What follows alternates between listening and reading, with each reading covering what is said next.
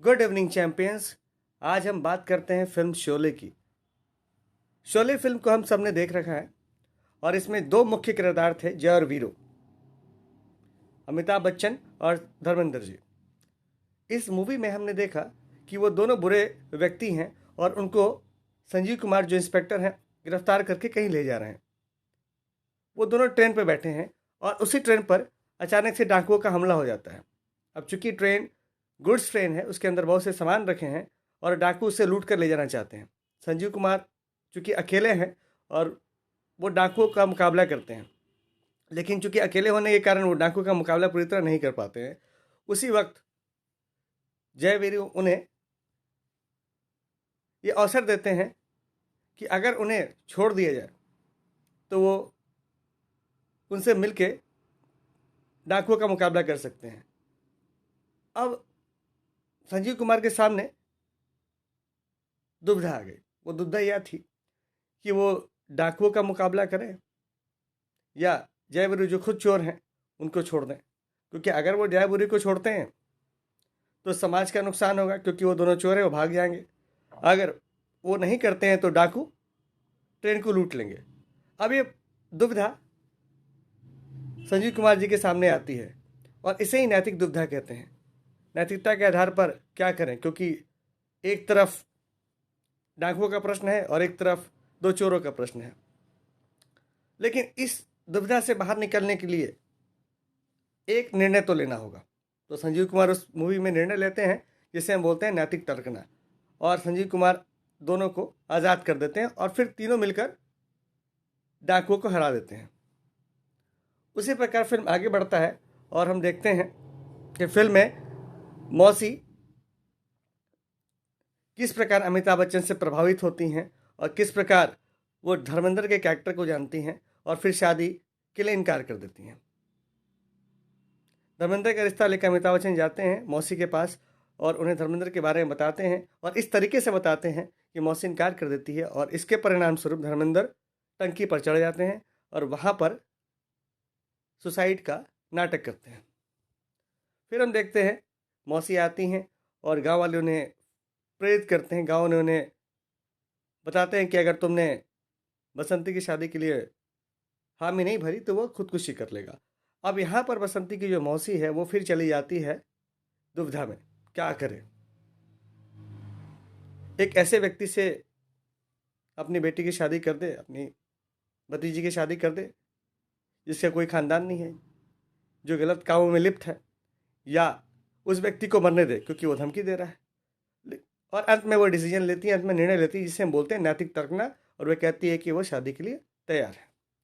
तो इस प्रकार हमने देखा कि हर एक व्यक्ति कहीं ना कहीं नैतिक दुविधा में फंसा होता है और उसे दो रास्तों में से किसी एक रास्ते को चुनना होता है, जिसे हम बोलते हैं नैतिक तर्कना। तो आप समझ गए होंगे मैं किसकी बात कर रहा हूं। मैं बात कर रहा हूं कोहलबर्ग की। कोहलबर्ग ने नैतिक सिद्धांत को सर्वोपरि सिद्धांत माना और उसने बताया कि बालक के विकास के लिए सबसे महत्वपूर्ण सिद्धांत जो है वो है नैतिक विकास का सिद्धांत।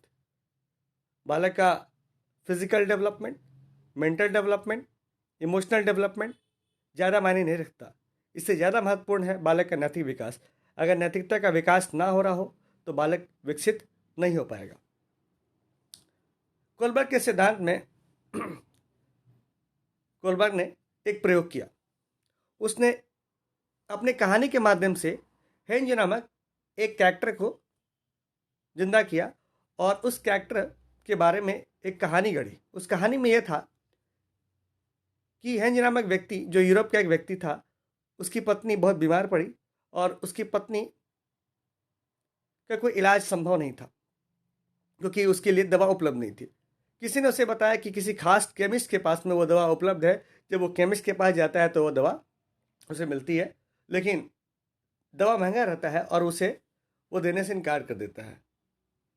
अब एक तरफ उसे बीवी की जान बचानी थी और दूसरी तरफ उसे अपने समाज का ध्यान भी रखना था। लेकिन फिर में अंत में उसने एक डिसीजन लिया, एक निर्णय लिया और उसने चोरी कर लिया और दवा प्राप्त कर ली। इस ढंग से उसने बीवी की जान तो बचा ली, लेकिन समाज की नज़र में वो चोर स्थापित हो गया। अब कोलबर्ग बच्चों से पूछते हैं, बच्चों के अलग अलग समूह से पूछते हैं कि कोलबर्ग ने क्या किया, सही किया या गलत किया। क्योंकि अगर उसने चोरी की तो उसने समाज का नुकसान किया, अगर उसने चोरी नहीं की होती तो उसकी बीवी के नुकसान हो जाती, यानी उसका व्यक्तिगत नुकसान हो जाता, उसकी बीवी मर जाती। और इसी प्रश्न को जब उसने उन्होंने अलग अलग बच्चों को पूछा तो उन्हें अलग अलग उत्तर मिला, और उसी उत्तर के आधार पर उन्होंने अपना नैतिक सिद्धांत स्थापित किया और नैतिक सिद्धांत को बनाया।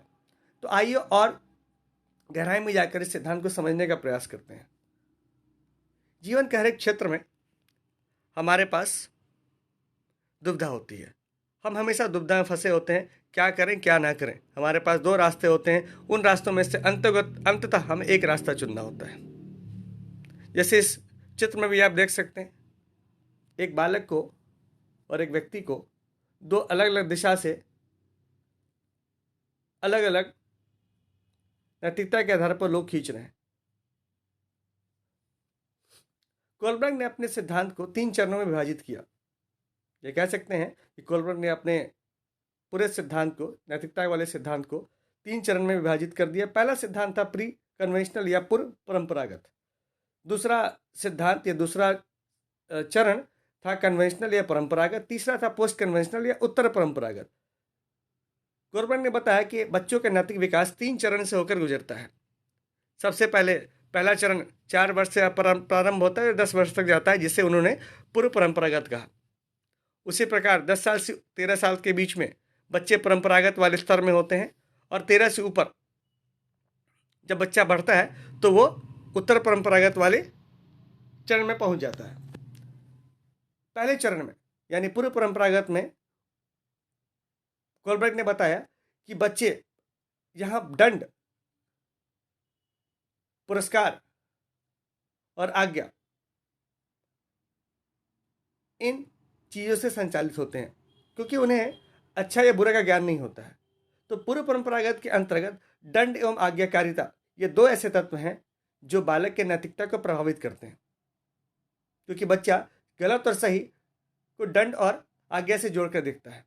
अगर किसी को कार्य करने में उसे दंड मिल गया तो वह कार्य अनैतिक है, अगर वह अपने बड़ों की आज्ञा मान रहा है तो वह कार्य नैतिक है, और उसकी अवहेलना करना अनैतिक।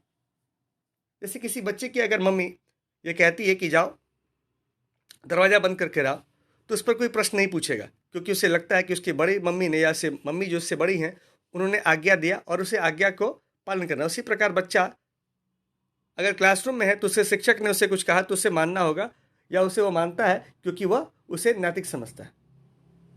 या एक बात और भी है कि बच्चा दंड से बचने का प्रयास करता है, क्योंकि अगर उसे दंड मिल जाएगा तो वो समझ जाएगा कि ये कार्य अनैतिक है। तो यह नैतिकता और अनैतिकता की पहचान दंड एवं आज्ञाकारिता पर आधारित होती है। उसी स्टेज में अगला स्टेज जो है वो है आत्म अभिरुचि का। पहले वाले चरण के विपरीत इस अवस्था में बच्चा अपने रुचि के अनुसार कार्य करता है। यहां पर जिस कार्य को करने में उसे ज़्यादा रिवॉर्ड मिले या ज़्यादा आनंद मिले या ज़्यादा फल मिले, वो उसको बार बार करना चाहेगा, या वो नहीं सोचता है कि क्या गलत है क्या सही है। अगर उसे भूख लगी हो और वो उसके सामने टॉफ़ी पड़ा हो तो ये नहीं देखिएगा वो टॉफ़ी किसका है।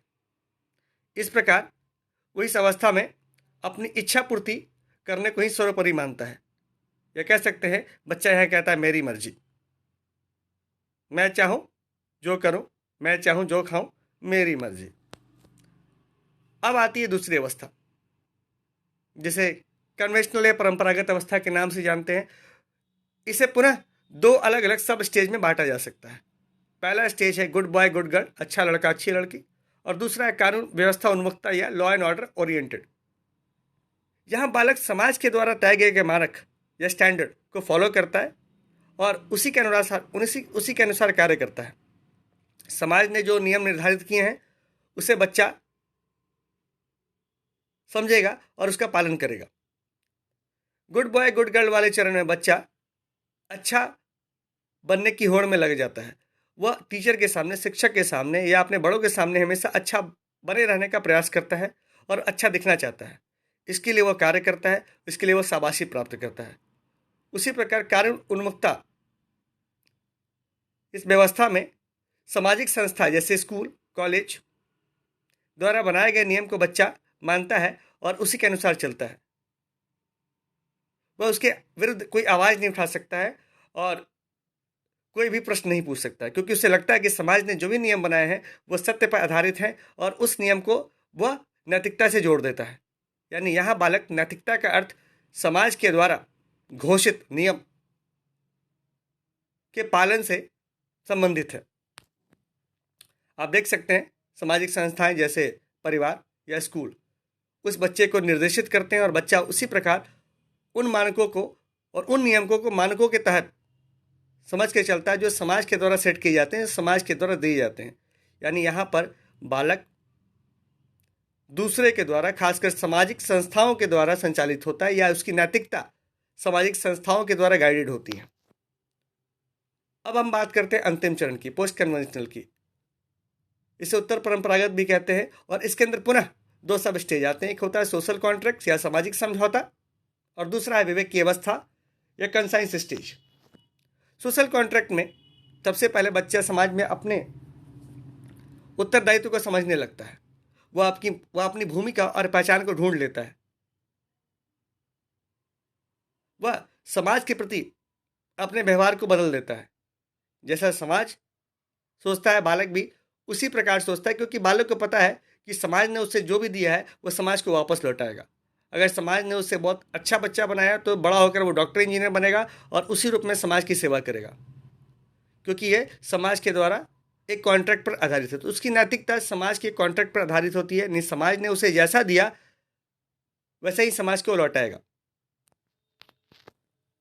अंतिम अवस्था में बच्चा ये समझने लगता है कि नैतिकता का अर्थ या नैतिकता किसी बाहरी तत्व के द्वारा या किसी बाहरी संस्था के द्वारा आरोपित नहीं की जा सकती है।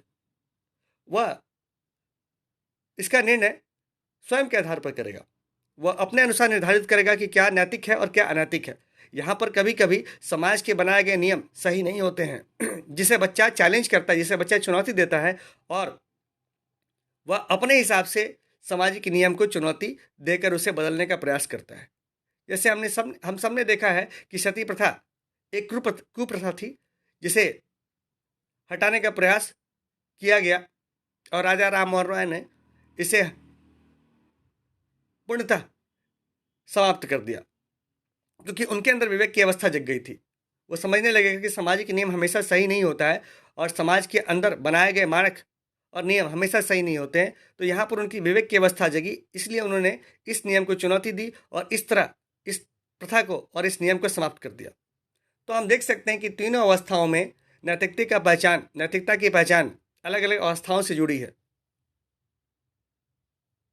पहली अवस्था में बच्चों को कोई ज्ञान नहीं होता।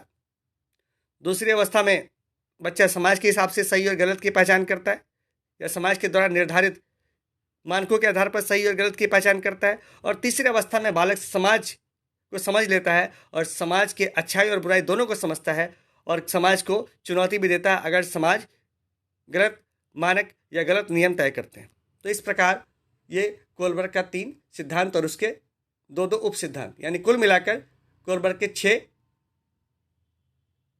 सिद्धांत हैं या 6 अलग अलग चरण हैं।